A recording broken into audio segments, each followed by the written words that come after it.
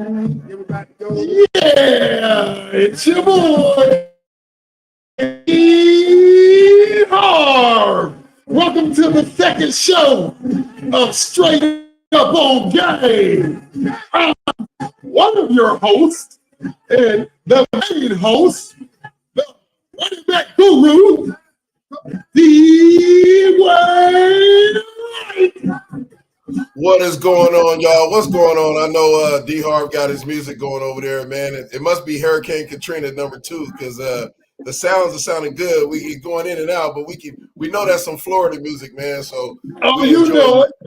Yeah. Yes, sir. But last week we had a really good show. We had Cooper Woodhall and his father, Blake Woodhall. It was awesome. But without any further, let's take a pause. Matter of fact, let's take a quick pause because our other co-host is actually going to be on with us. Last week, he had some things going on with Fresno State women's soccer. But without any further ado, we're going to bring our co-host, Mr. Bryan Welch, to the scene. How are we doing tonight, guys? And the crowd goes wild. Yeah, it's so much fun to be here, my friend. Thank you so much.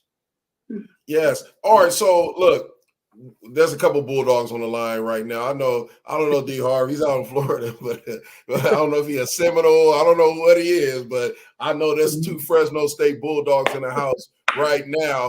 So, he a Gator. That's what he said. So, Bryan, let the folks know, what you do and what you up to, and that way they can get to know you for a quick second. Well, thank you so much, Dwayne. I am a senior at Fresno State. I am studying to become a sports broadcaster. So my major is MCJ, or multi-platform journalism at State. And I'm studying, once again, I'm studying to become a sports broadcaster. So I do the play-by-play for multiple high schools in the Fresno area. And I do the play-by-play for the Mountain West Network. Plus, I'm the play-by-play voice of Kalinga College for the football team out here in Kalinga. I'm actually about to call a game in Kalinga tomorrow night. I'm broadcasting live from my house in Kalinga, and I cannot wait to be on this show. When you sent me that text message, Dwayne, I was like, you want me to be on the show? And I cannot wait to talk some sports, especially with Fresno State. It's going to be a lot of great season so far for the Bulldogs, and I cannot wait to talk with you guys about this season. Yeah, well, we welcome you. We have a 3-headed monster in the house. We were talking earlier, folks. I know we have Facebook, we have YouTube, we have Twitter, we have IG. So, we have people watching all over. So we thank you for just tuning in this week. But when we're saying we're all different folks, we all have different mindsets in sports, different experiences. So you are going to be tuned into a very, very, very funny and great show. This week, we don't have any guests, but we will be speaking a lot of sports. And tonight, we're going to talk about them Dodgers, man. How about them Dodgers? How about them? One of the best. I like them. They ain't my team, but I like them. Hey, it's pretty good. Hey, Dodger Blue right now. Good win last night. Really impressive performance.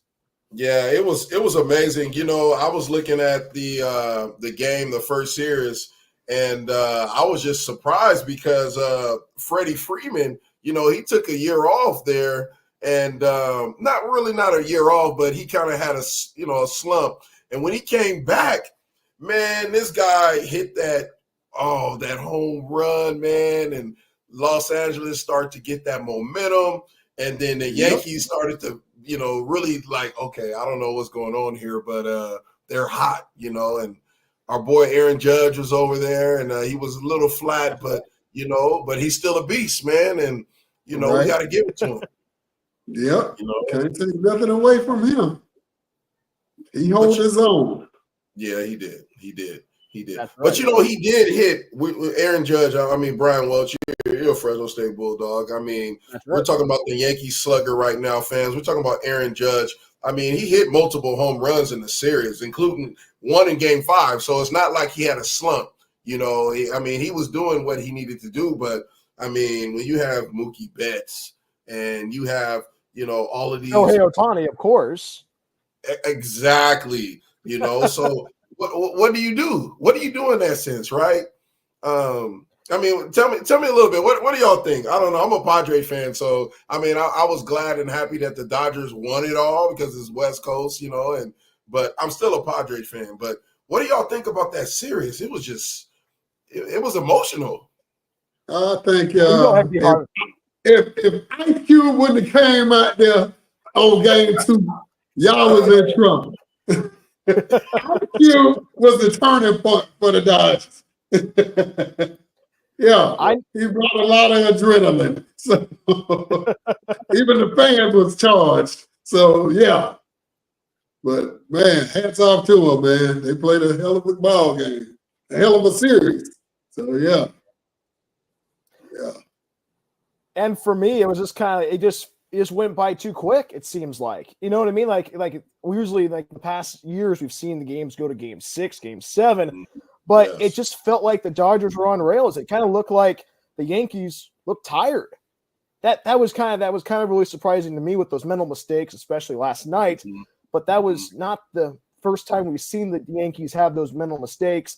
And we have a team that's playing good, like the Dodgers have had, especially in September and then throughout the postseason, battling with the Mets. I mean, you can't stop a rolling train. The Dodgers played really well, and they had the timely hitting. That's all about it. You have to have the timely hitting and have the ball bounce a couple of ways and also a couple of errors. I know that error from Aaron Judge from last night might haunt him a little bit in the offseason, but hey, you know what? It's baseball. You move on. And you know what? Hey, the Dodgers are probably, hey, you know what? There are rumors that Juan Soto might go to the Dodgers, but hey, you know what? If that does happen, and repeat World Series champions, you know what? Or maybe even the Marlins might make some noise. I don't know. We'll see. I don't know. But I would say this: a historic comeback. The Dodgers was down 5-0 in the game, right? It was, they were down. Now, I was at my son's practice, and I automatically said, "Oh, it's done. It's a wrap." I see people gathered around phones and, cars. I'm like, what is going on?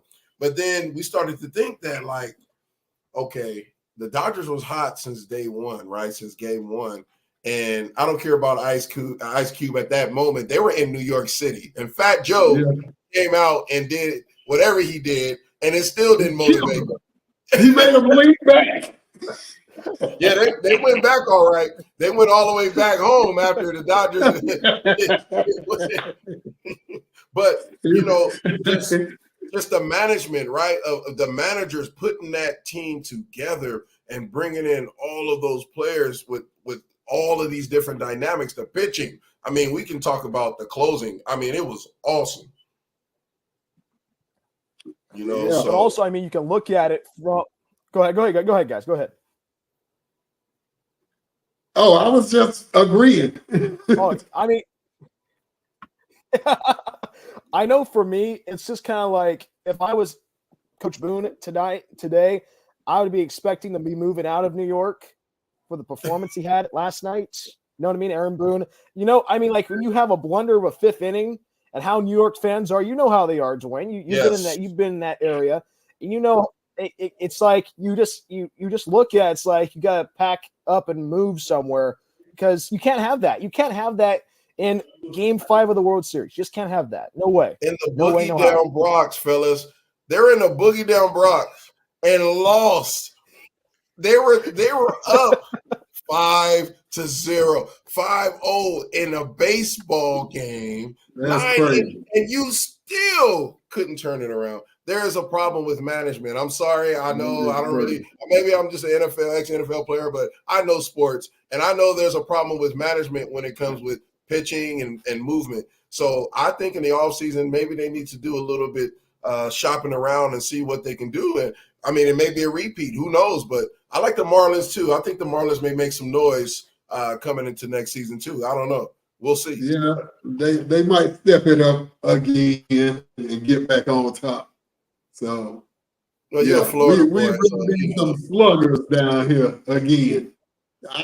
I couldn't believe they got rid of Stanton to the Yankees a few years ago because he was the bread and butter of the Marlins. And I'm like, really? Okay. Money talks. Money talks. Exactly. Yes, You're walks right. in professional sports. So we all know how that goes. But Boy, I fellas, almost made a joke out of that. we're going to get back on this subject, but we're going to go to a really short commercial because we want to make sure that our viewers can be able to catch us on our next show. So I will see you guys in a minute.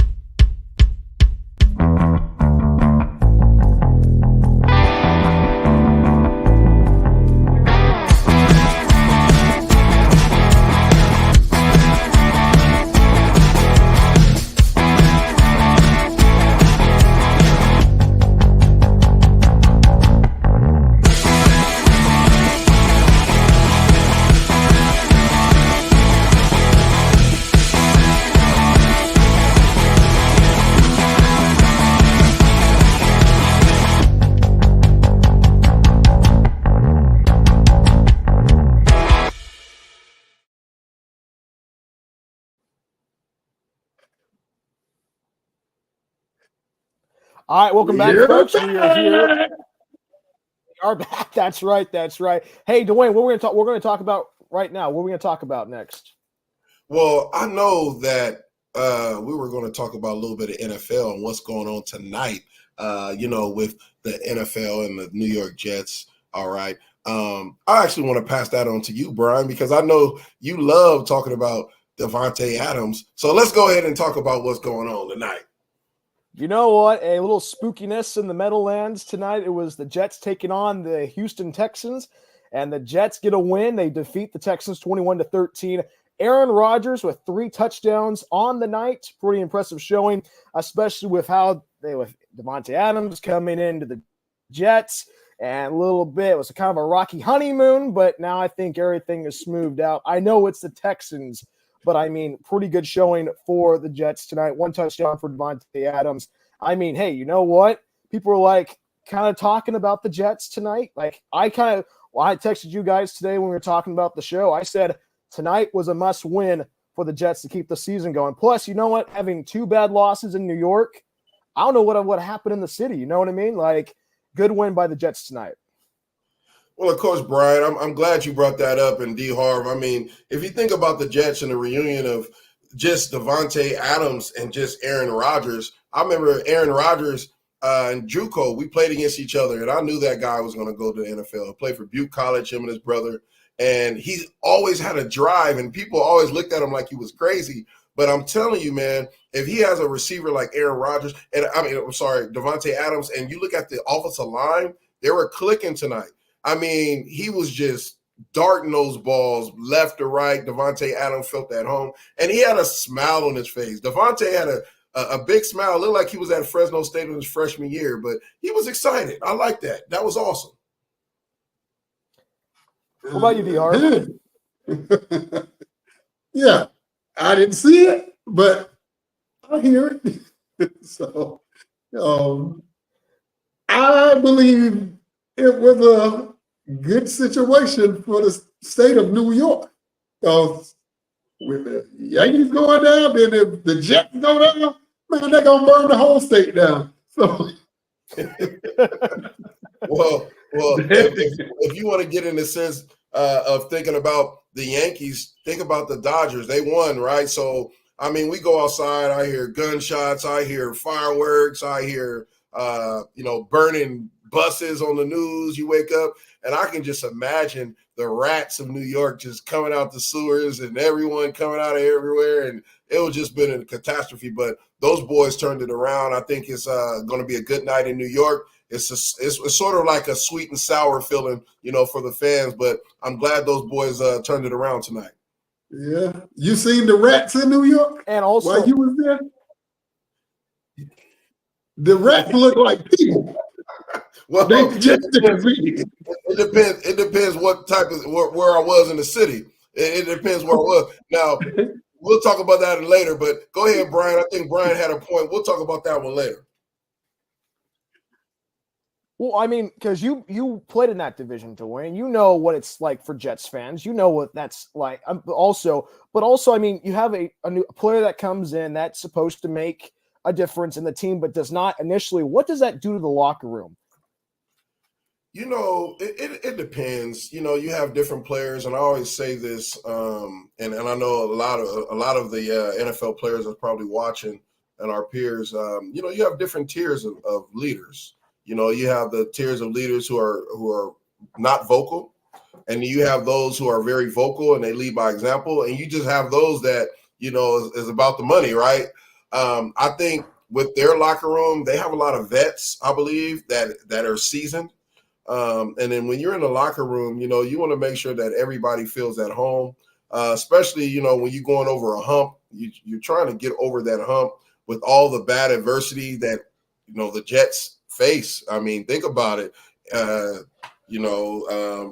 The injury, right? We're talking about the injury with Aaron Rodgers. I mean, I thought his career was over with, and most of us did. And just how he had the tenacity to come back and be ready to go, that's huge. Then he gets his homeboy that they both broke records, at Green Bay to come back. I mean, the season is not over. There's still hope. All right. There's still a way for them to sneak in, maybe into a wild card. I mean, who knows, right? So you just take it week by week. But I think leaders are made in 3 different tiers, 3 different ways to answer that question. Well, I mean, it's for me, it's kind of like everybody's talking about the Jets and saying, hey, I'm afraid about it when they fired Robert Saleh. What's going to happen? It's like, it's like the conversation was endless. But I mean, it's good. I mean, it was good to see the Jets circle the wagon, so to speak, and say, hey, you know what? Let's play our brand of football. Let's give Aaron Rodgers time to pick a defense apart, which he did tonight against the Texans. The Texans are not playing well right now. But I mean, it's a kind of a good win, especially losing to the Patriots last week. Not a good showing in New York, but hey, you know what? It's how you bounce back. It's how you get off the mat. Right. And that's what the Jets did tonight. Right. Well, I'll tell you, Brian, the hardest thing to bounce back is coaching. But go ahead and I'll add that when you're done with that. No, you go ahead. Coaching. The hardest thing as a player, right, is to follow a great leader. And I feel all coaches are great leaders because, they're leading men and they're teaching men how to be great, right? So, like, you're following someone's vision so long. Coach came in, he didn't have the longevity there, but the players believed in what he brought there. I mean, think of what he did before he got to the Jets. Think about that. He had tremendous defense. He was at Frisco, right? When he had his, he was running the table at San Francisco. And when he got there, I mean, I can see that you can tell he wasn't really happy. I mean, you didn't have the same bench you had. You didn't have the same type of caliber of players. But when he left, you can see the whole organization kind of just woosah. Okay, let's start over. And that's what it felt like tonight. I when I watched the highlights tonight, I felt like the Jets may have an opportunity to bounce back. That's what I felt tonight. What about you, D. Harv? I didn't see none of it, so I really can't say. I'm just glad they won. That's good to hear. He didn't want any riots tonight in New York City. He didn't want no looting because that's what it's going to go down to when the Dodgers. They're probably still out there. I got plenty family up there, so my sympathy for them because everything New York sports teams they about their life. Right. Of course. And now, hey, shifting gears from NFL to college football, Fresno State 5-3 on the season, hosting Hawaii on Saturday. I know that brings up a lot of memories for you, Dwayne. I mean, my first question is to you. I know you played for the Bulldogs way back in the day. Do you have any favorite memories of going up against the Rainbow Warriors? Well, I can say that I had mixed feelings going against the Warriors. Now, when we went to Hawaii, we got blown out my first year, and then the second year they came to Fresno. We ended up beating them, I believe. And then my junior year, my draft year, we lost again. I think it was like 60-7 or 0. I don't remember, so long ago. But I always respected Hawaii. I always respected, the rivalry we had with Hawaii. But there's nothing like Bulldog football. There's nothing like us playing Hawaii, Boise. You know what I mean? But I will say this about Hawaii. They are a trickery type team. You know, if you play them, yes, on film, they look tough, right? They're grinding, and I don't know how it is now, but I remember playing them with the big Samoans and Tongans and rough and tough linebackers flying all over the place. You know, it was something to look forward to. You know, but now the game has changed. The game is, you know, spread offense. You know, it's more fast, elusive, and I know Hawaii is pass heavy, right? And I know Fresno State, we have That's more correct. of a balance. Yeah, we have more of a balanced offense. And I think, you know, Coach Skip is doing an awesome job with leading our Bulldogs. And I think our defense is just starting to get hot at the right time. And I mean, for me, it's just kind of like I was at the game last week against San Jose State, and it just felt like it was a balanced performance, good offense, good defense, and especially the offensive side. I mean, it's just been a topsy-turvy time in Fresno. I mean, everybody on Twitter has been roasting Mikey Keene about his performance in the early season. Right. But I mean, it felt good. It felt like Fresno State found their ways to move the ball down the field. It was not the deep passes, but it was the short completions that made it a difference to make it second and manageable for the Dogs. And you know what? Hey, you have a couple of good running backs. I mean, Bryson Donaldson is going to be a very special running back when he's a senior. Right. I mean, he's going to be really good. And also Elijah Gilliam, a guy from Merced. I mean, it's clicking at the right moment. If you win on Saturday, you're bowl eligible and keep yourself in the hunt for the Mountain West Conference Championship. You know, hey, anything can happen. I know UNLV lost against Boise State last week. They're on a bye week, but they go to Hawaii next week. And you know what it's like to travel to the island, Dwayne. You know that how much trouble it is, the 3-hour difference, and you have to figure out. And they're playing Hawaiian music in the stadium. They're trying to lull you to sleep. And that's a tough place to play. You played Aloha State. Those Florida boys don't know nothing about traveling to Hawaii. That is a trip. Now, I will say this about our Bulldog coaches. They've played there. 90% of our coaches played at Fresno State. They understand the complexity of traveling. They understand how to prepare the players. It starts with Coach Skipper. Coach Skipper was my running back coach as well. He was under Pat Hill. Obviously, you know, Tedford is a guru. So they know how to prepare. The thing is, can we stay consistent on the road? If we stay consistent on the road, be able to travel, be able to get into that game, strike early. I'm a keen believer. I believe in him. I told him months ago. I seen him months ago. We were at an autograph signing. He was there. And I told Keen, I believe in you. So I believe in him. You know, we had many quarterbacks that came through Fresno State and had to face adversity like him. But guess what? You have one like Derek Carr had to face adversity at times. David Carr had to face adversity. The quarterbacks before them. That's just the makeup of a Fresno State quarterback. Our fans are tough, but they love you when you're winning. And they love you when you're losing. But we just have to make sure the consistency stays the same with Keene. Our run game, we have to make sure we're pounding inside against Hawaii. We have to make sure that those linebackers, because they don't have the best linebackers over there. They do have a couple good DBs and some D linemen, but I feel if our run game gets hot, then we're going to be able to change the narrative, and we can sneak up into that Mountain West, conference championship or something like that. You know, the game's actually at home this week, and that's when I think it was during your playing time that the legend of the golden screwdriver came about from June Jones. If I ever get a chance to meet June Jones, I want to ask him, do you have proof of that screwdriver? I know a lot of the media members in Fresno have a gag gift kind of that thing about have the golden screwdriver and all that jazz. But I mean, Harv, I know that you watch Fresno State football from afar. What do you want to see the Bulldogs do well against the Rainbow Warriors on Saturday? Kill them. That's a good answer. That's such a good answer. Hey, y'all owe them one from that 60-7 score. Did you see my face? Y'all owe me.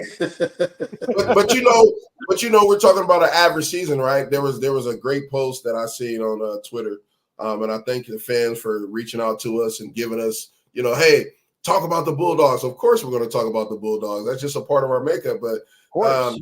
Winning 6 games, right? Like we're almost there. Like we're literally on the cusp of being a qualified Mountain West Bowl team, literally. So we're right there. All right. So if we win those 6 games, I believe that we can move to the next step. I mean, we win Mountain West Bowl game, right? Next year we become even better, right? Because you know where we're going. We're no longer going to be in the Mountain West. So, I mean, it's going to be better recruits, maybe some NIL money come through, better quality of our fans. Hopefully we'll get the funding to really build that stadium and to the capacity to where we can actually get, funding, from the state or from the city or whatever that may be to support, our football program.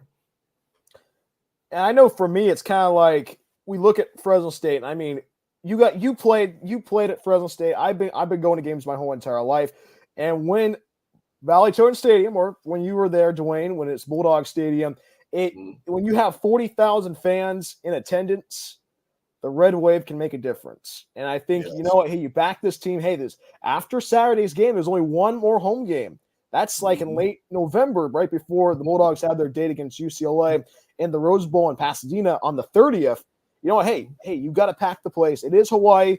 And you know what? Hey, you got to bring the energy. It's going to be a lot of fun on Saturday. I'll be on the sidelines covering it with our student news station on campus. So, I mean, it's going to be a lot of fun. Yeah, it's going to be energetic.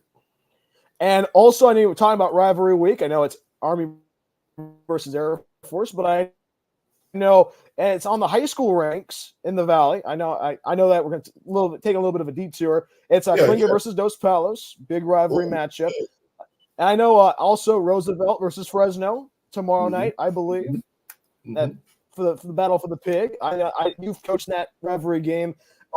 Rivalry games bring the energy, especially in high school football. Can you talk about that a little bit, Dwayne?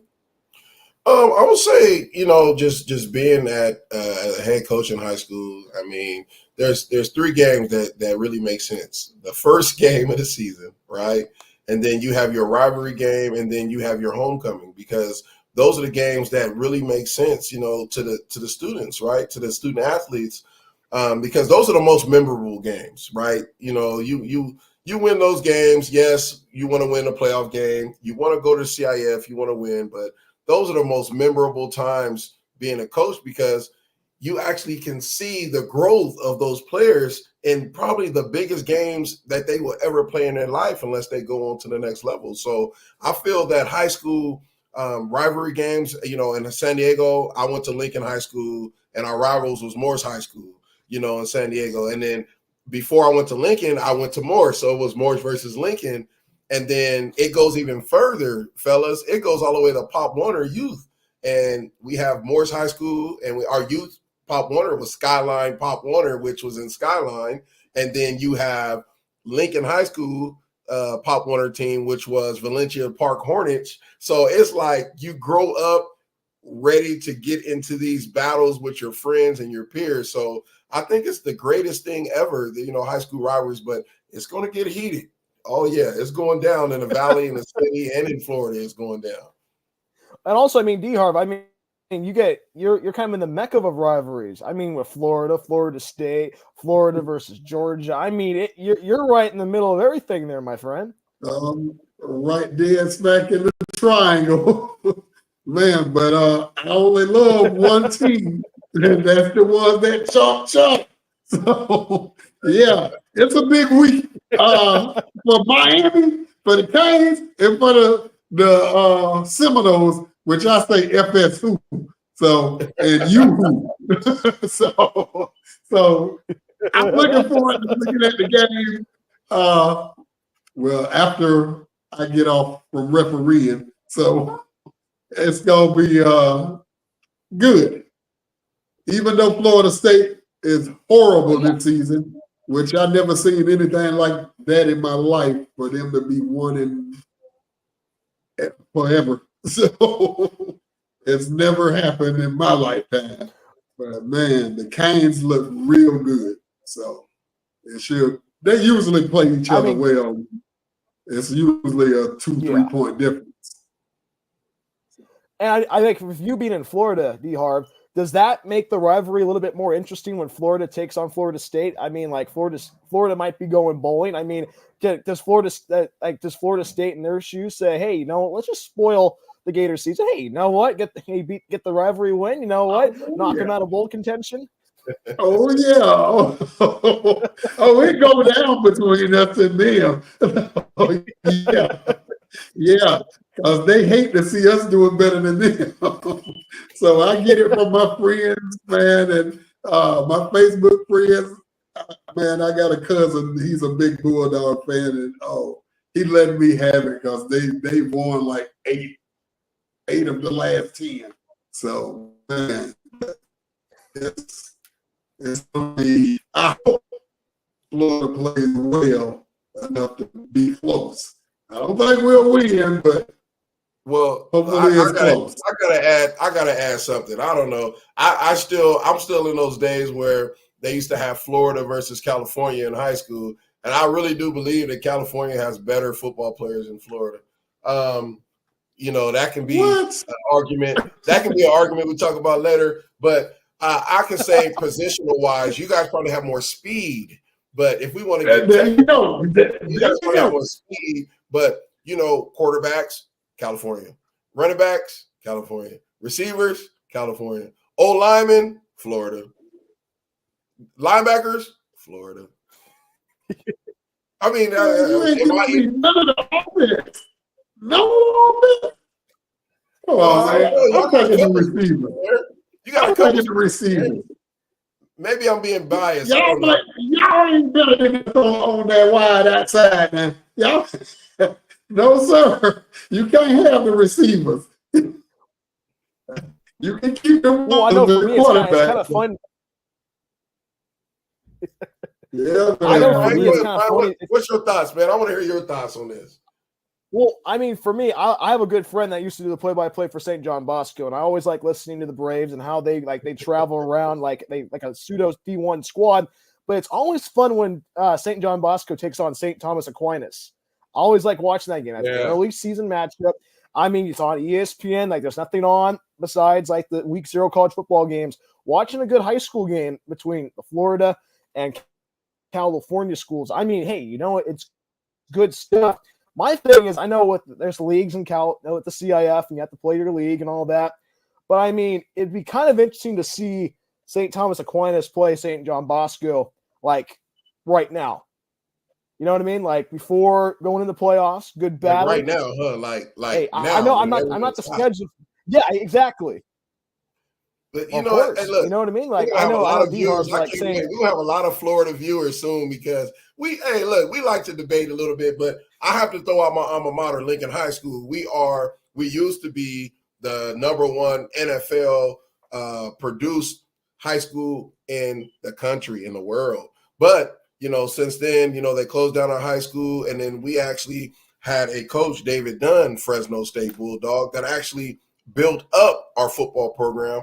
And we won multiple state championships within the last 6-7 years. So big kudos out to David Dunn and those Hornets. We are #1 in San Diego right now ranked. So I have to put that out there. But nobody seemed to want to play us in San Diego or the county. Nobody wanted to play Lincoln High School. And I was wondering why. It's because of that same thing as a Florida, right? We talk about Boscos and things like this. It's because people are afraid to play talent. They are afraid to play these schools because they feel that they will not be able to last. Well, I'm sorry to say that's just what it is, right? So big shout out to all the big time schools out there that's doing their thing, and to the coaches grinding. Appreciate y'all. Anyway, when you can't shout out to high schools, I'm gonna give a big shout out to them Cocoa High Tigers, 3-time back-to-back state champs here in Florida. Okay, so all right, big kudos out there, yes sir, yes sir, nationally ranked. They are. Well, they was this season, but they done lost a few this season. But last year, St. Thomas Aquinas ripped them off. So yeah, the refs ripped them off last season because Coco should have been undefeated. You gotta talk to your boys then, D. Harv. You gotta call you a ref, man. You gotta talk to your boys. Tell them they were from down south. Coco went to them. So they were from down south, but they got suspended. Oh man, that's it was a wild, mess. It was a mess. Yeah. Wow. In the last 34 seconds. We're gonna send it back to Bryan so he can get us back on track. We'll be talking about rivalry games all weekend. You know what I mean? But it's back to you, Bryan. Go ahead, brother. And have any? Hey, I know our studio audience probably has some thoughts about this. I know. Do we have any comments in the? Do we have any comments in the chat right now, Dwayne? Do we have any chat comments? Not quite yet. Oh, one person said, "Who is your favorite college team?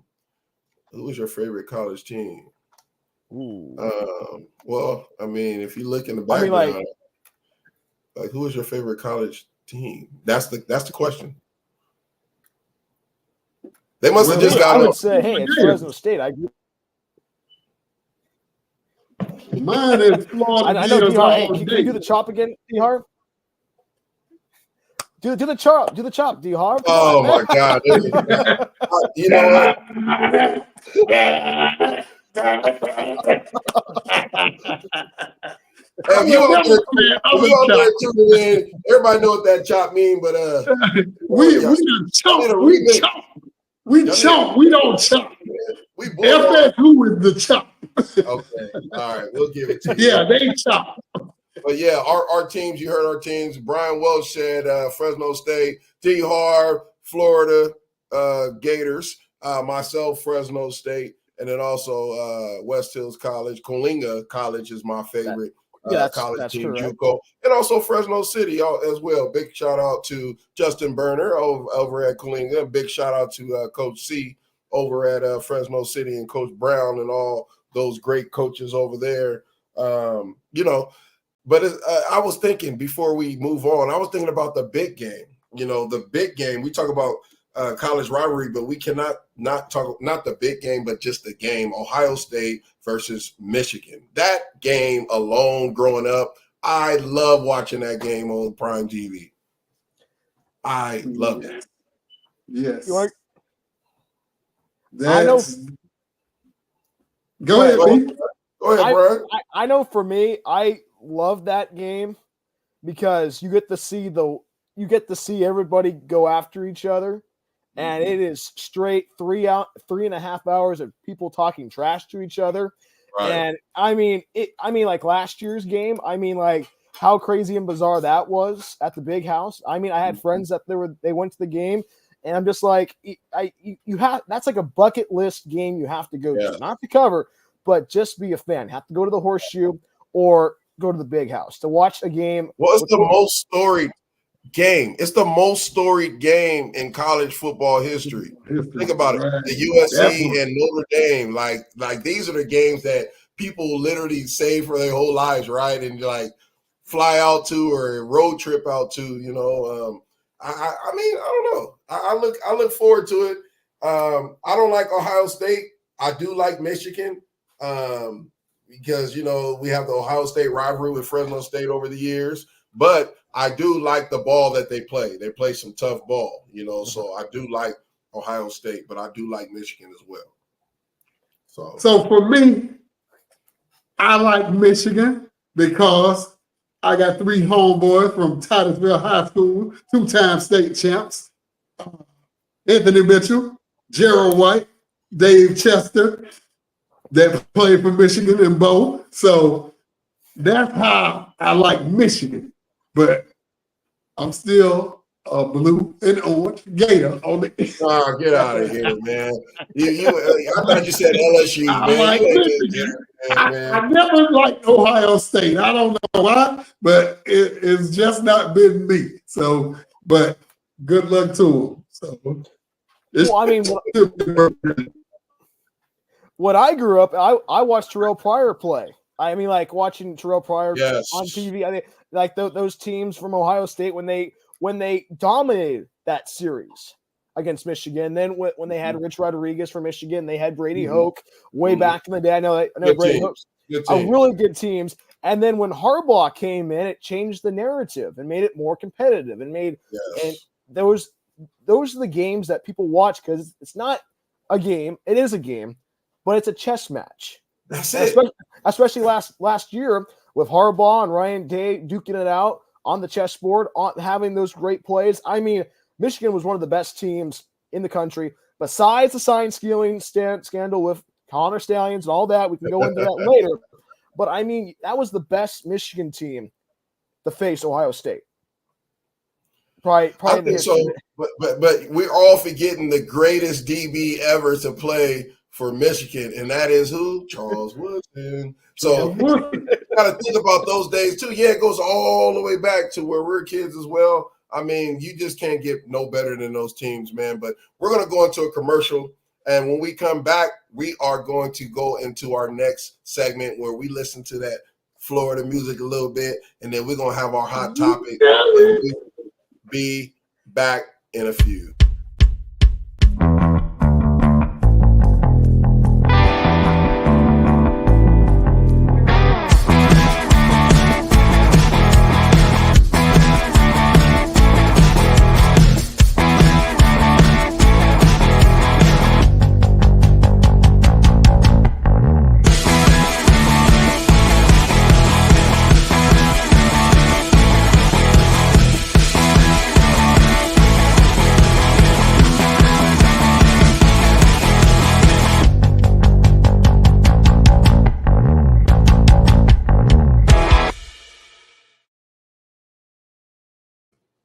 Yo, we are back.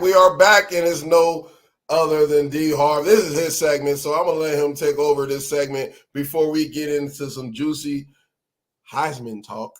We're going to let D Harv get us in the mood real quick.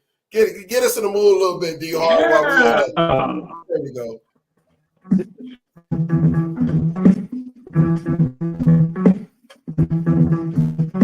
Welcome to Florida. Sit down, we don't sit around. But we got this Heisman talk coming up. We got a debate on who gonna win this Heisman trophy. I'm looking at Travis Hunter and Ashton Jeffrey from Boise State. Travis Hunter, as you know, is from Colorado, by way of Jackson State University in the Sonic Boom.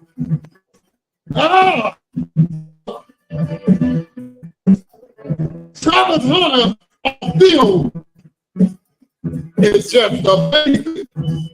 But when they showed him the injuries on field, this was on a whole nother level when that backhand coming off. So, from the stats I have, Travis Hunter had 60 receptions, 757 yards, touchdowns, averaging 12.6 yards. Man, he must have been through Hurricane Katrina. I think he just left. He just left. Man, hey, but you know what? I think he just left. Hey, the Travis Hunter haters and cut him off. He left. The Travis, there he is. He's coming back on. But I think, there he is. He's coming back. Here we go. But I think, are you back? Are you back, D-Ho? Yeah, I don't know what happened. They must have got mad at me talking about Travis Hunter and Ashton. So, but yeah. But on the defensive side, Travis Hunter got 13 solo tackles, so interception, and 38 touchdowns. That must be for his career stats. No, I think it's 38. He has 38 38-yard interception. Oh, 38 yards. Okay. Yeah, 38 touchdowns. We're talking about record. Yeah, nobody will ever break that right there. You know. Right. But we're gonna go over those stats real quick, D Harv, because I know you went in and out on it. So I know our fans. I'm gonna go over what you just said real quick so they can actually hear. We're talking about Travis Hunter's stats. Okay, D Harv already mentioned them. Offensive stats: 150. Oh no, I'm thinking of Gentry. I'm sorry. 60 receptions, 757 yards, 8 TDs. He averages 12.6 yards a catch. That's ridiculous. We're talking about the offensive side. Now we're talking about the defense. D. Harv already said he had 20 total tackles, 13 total tackles, 7 assists. He has 0 forced fumbles. He has 1 interception for 38 yards. I mean, come on. I mean, he plays both ways. He plays both ways. Both ways. That's what I'm leaning on. Both ways. This dude giving a lot of energy to play both sides of the ball. That's just crazy. So that's where I'm leaning. Travis Hunter as the Heisman. But man, this dude that's running that ball for Boise State, though, he's different. Yeah, he got 159 carries, 1,376 yards, 18 touchdowns, and 8.7 is his average per carry. So that's pretty good. But those are some good numbers. That's pretty good. But Travis Hunter on both sides of the ball. But there's another component. Welch and Harv, there's another component to this. We're talking about Boise State, who's a traditionally passing team. Okay, so when opponents play Boise State, they're expecting a pass-dominant team.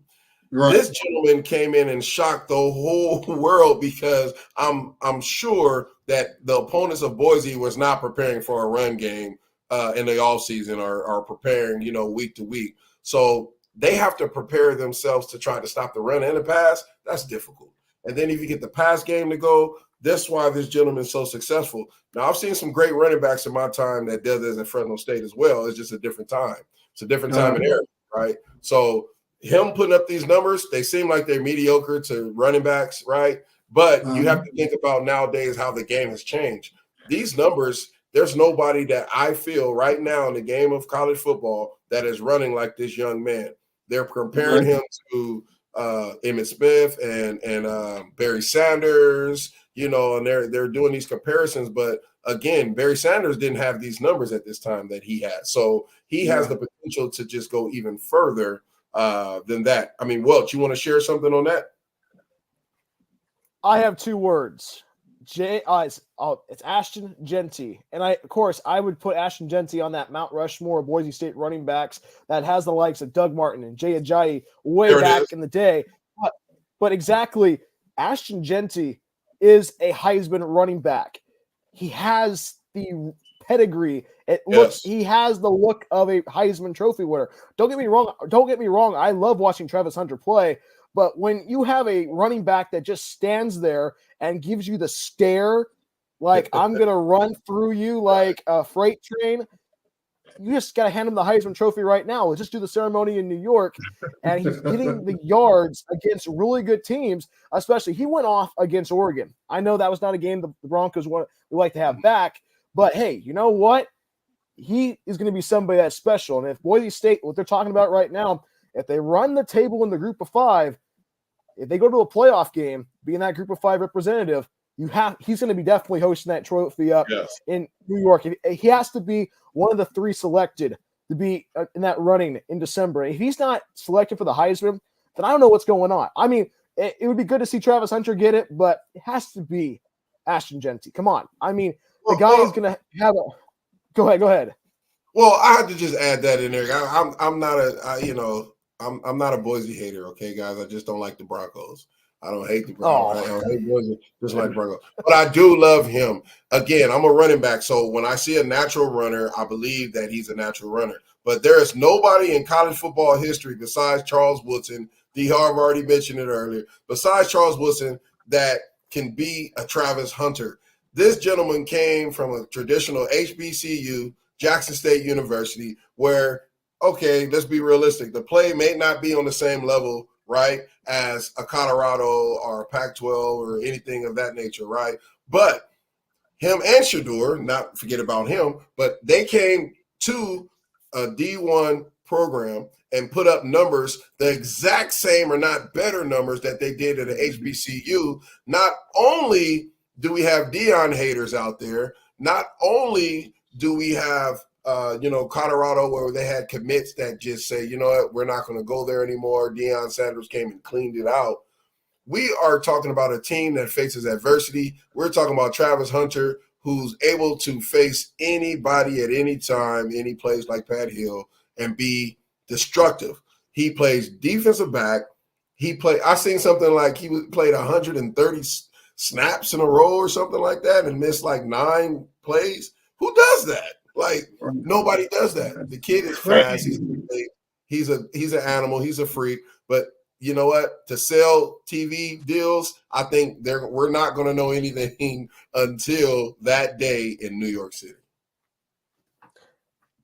And also, I mean, if he go ahead, D Harv. I know that you're beating the drum for Travis Hunter, but I know for me, it's kind of like, hey, if you look at if he goes to the draft this season, does he go defense or offense? That's the question. I don't think there's been that conversation talking about saying, hey, if he goes both ways, that'd be pretty interesting to watch. What do you think he'll go there, D Harv?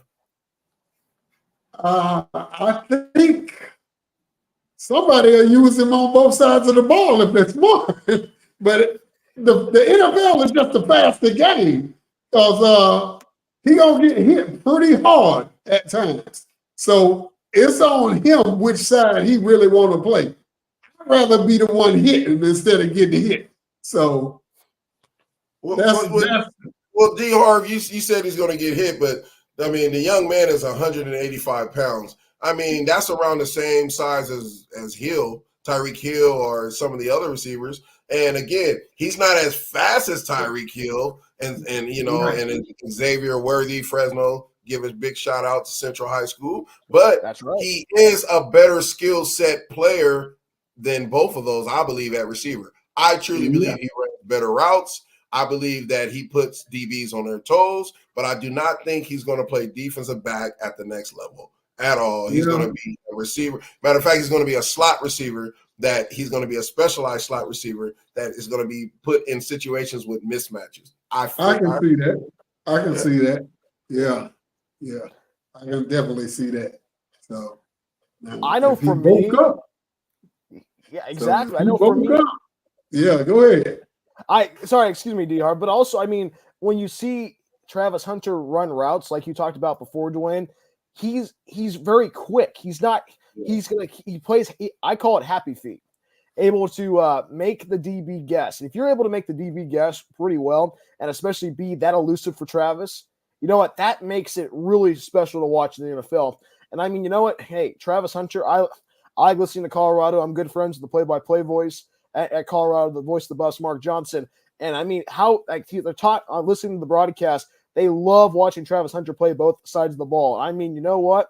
Hey, if he wants to play both sides of the ball, let him. You know what? I agree with you, D-Hard. Let him bulk up. Hey, get some pasta. Get some of that work. Hey, get him to work in the weight room and work out in the off season. And you know what? He'll be ready to go in September next year for the NFL if he goes to the draft. He's definitely going first round. Definitely in the first round. Well, Ashton is going to go hopefully late first, early second. That's just what it is, running back wise. But I hope someone pick him up like a Denver. I think he'll be a great addition in Denver. They like those type of running backs, those downhill, aggressive type running backs with speed. I can see him playing out of Pittsburgh, Steelers, being a Steeler, or, teams of that nature. I can see him in San Francisco. Like he has so much upside. But then again, I'm just a Deion Sanders believer. I mean, the guy came from pretty much, and we can say from the football coaching world, nothing to something, from something to nothing. He built Jackson State back up. Jackson State was already a preliminary HBCU that is known to have NFL players before Deion Sanders. But Deion Sanders added a whole different element, and that element was to promote not just African-American players, but coaches as well. And that is why he is so successful at Colorado, because every single player, no matter what color, creed they're from, wants to go to Colorado, because that's what the game is about now. It's about playing good football, looking good, feeling good, and promoting your darn self. That's how it should be. You know, football.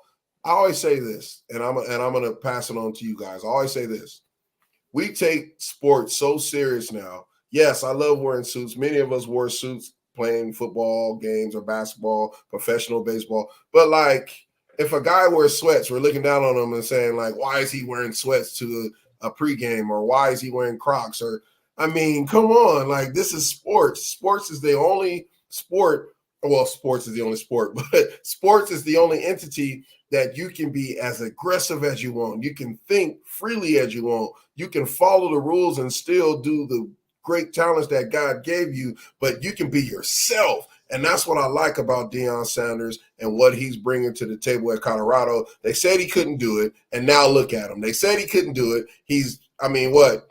One game away from being in a bowl game or bowl eligible, or he's already bowl eligible. I mean, he's going to change the face if he don't go to the Jets next year. Yeah, but I would like to see Shador in Dallas as our quarterback and just get rid of Dak. Oh, man. Come on, man. You don't like Dak or what? We're on Heisman talking. We're already back to Dak. What do you don't like about Dak, man? Come on.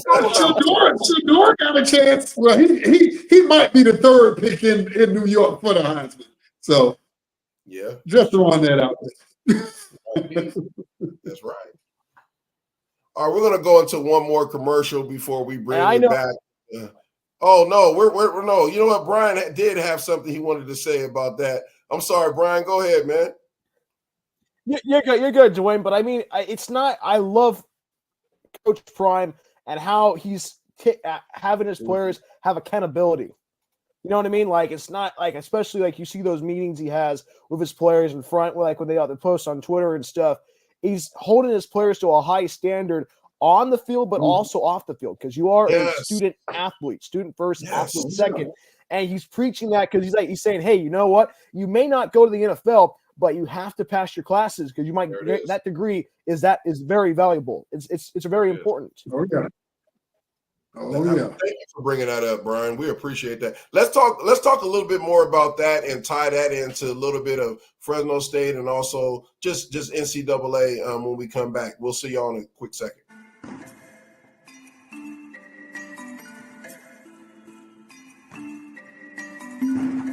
Even better than Christmas.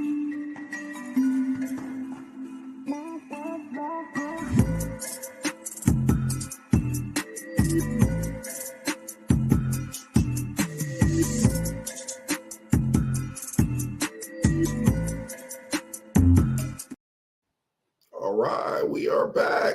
I think Welch was talking about the academics, right, from Deion Sanders. He was speaking how Deion Sanders is more than just a coach that speaks prettiness and, you know, all those good things that a recruit wants. He says, Bryan says, you know, it's all about academics, which that is number one. You know, being a student athlete, you know, a lot of people always criticize that student athletes have it the easiest, which is not true. They say student athletes, you know, get favored. That is not true.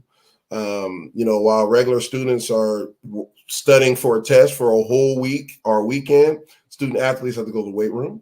They have to take care of their bodies. They have to go to practice. They have to go to practice. They have to go to meetings. They have to go to the media. Then they have to go to, you know, practice and then meetings and then class and then all that good stuff. And you have to learn how to balance yourself.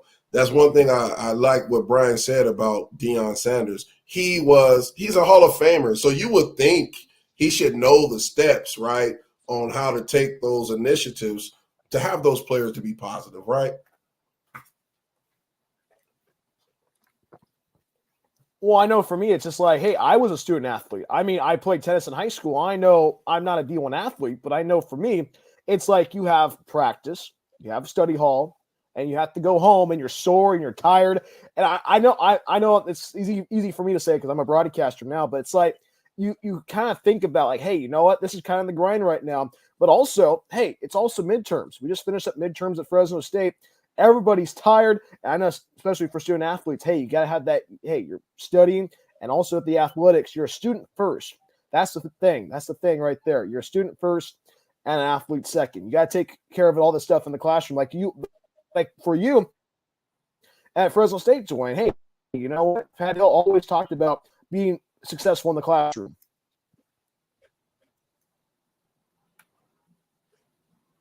Yeah, and I think success has a lot to do. We talked about I can't think of his name, the head coach that they fired at Jets, right? They fired him, right? Robert Saleh.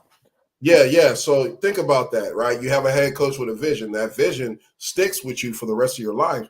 Pat Hill at Fresno State, he's a guru. The reason why is because I will say all of us, I will say probably 99% of the players who played under Pat Hill are either businessmen, successful businessmen, they're teachers, they're great fathers, they're educators, they're lawyers, they're doctors. I mean, you can go on and on and on. It's because he instilled us how to be businessmen while we were playing the game of football, not just academically, but how to just be a great person.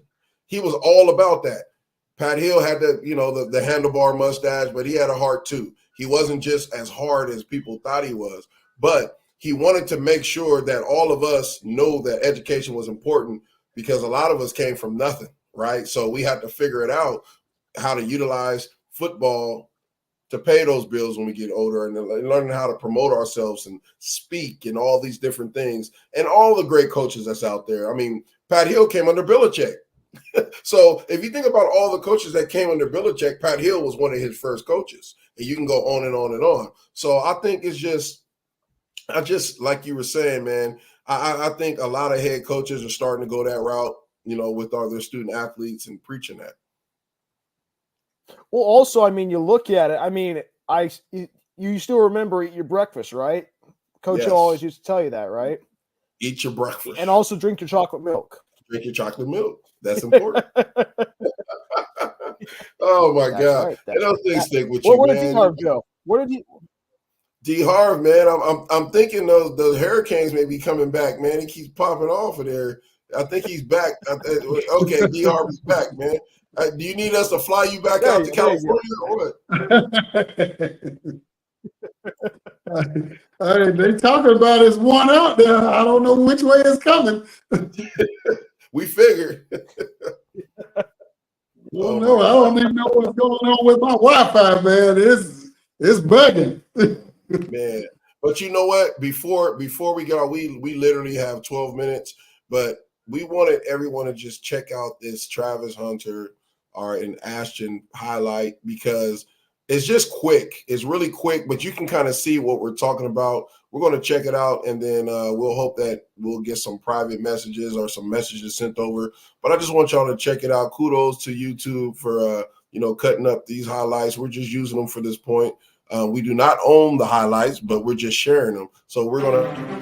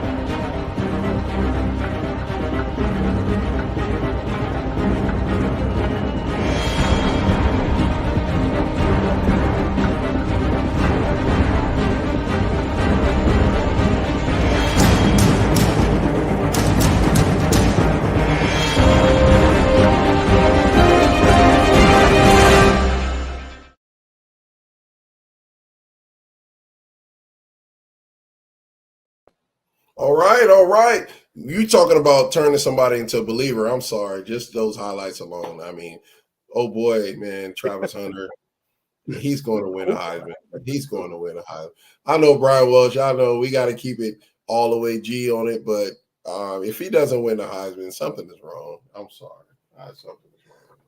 I mean, it's also the swagger. I forgot. I forgot about the game against North Dakota State because I was doing a high school game in Sanger, and I saw the highlights. And he has the swagger. It looks like it's Deion Sanders reborn in the 21st century. It's if Travis Hunter does not win the Heisman, there's something wrong. But also, if Ashton Genty, I wish they would give ties for the Heisman. You know what I mean? Like I do two too. people win the Heisman.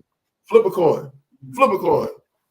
You know, respectfully, I like both of them. And I know we're not talking about all the other Heisman hopefuls. They have no chance. So they might as well just show up and eat some New York pizza and enjoy the hotel. But there's two guys that I feel that are probably in the top, I'll say 15, 20 of best college football players ever. And I think it's going to be great. I think it's going to be a great ordeal in New York City. Yeah, most definitely. I can't wait to see it. You can't wait to see it, or you can't wait to be there. Let's hope we get enough viewers for us to be there. I would love to be there. Yeah, I would too, but I can't wait to see it. Man, I know. So before we get off, we got about 4 minutes. I hope you all are enjoying our show. Again, this is only our second episode. We have many, many, many more to bring to you. Next week is our JUCO. I call it the JUCO Alliance because we're going to interview and have a panel of JUCO football players from all over the country that's going to be on with us. And we'll be able to ask them questions, share some great stories with them, and also give you some insight on how community college football is and why we should help these young men get to the promised land. All right. So as you can see, I'm wearing the Tongva football. That's Gabrielino High School here in Los Angeles County in San Gabriel. I'm going to try to wear a different hat every single show. So if you want to stay tuned, send us a message, shoot us a text or email, get on all the social media plugs. You see our social media, you can see everybody's down there. If you look at our IGs and our Twitter X's, we have all the information. And we'll be able to, kind of answer your questions because we want our show to be funky. We want it to be. We want it to laughter. We want people to laugh. We want people to cry. We want people to talk stuff. Like, that's what we want. You know what I mean? Because we are the straight up on game sports show. We are signing off. See you guys next week. Yeah. Yeah.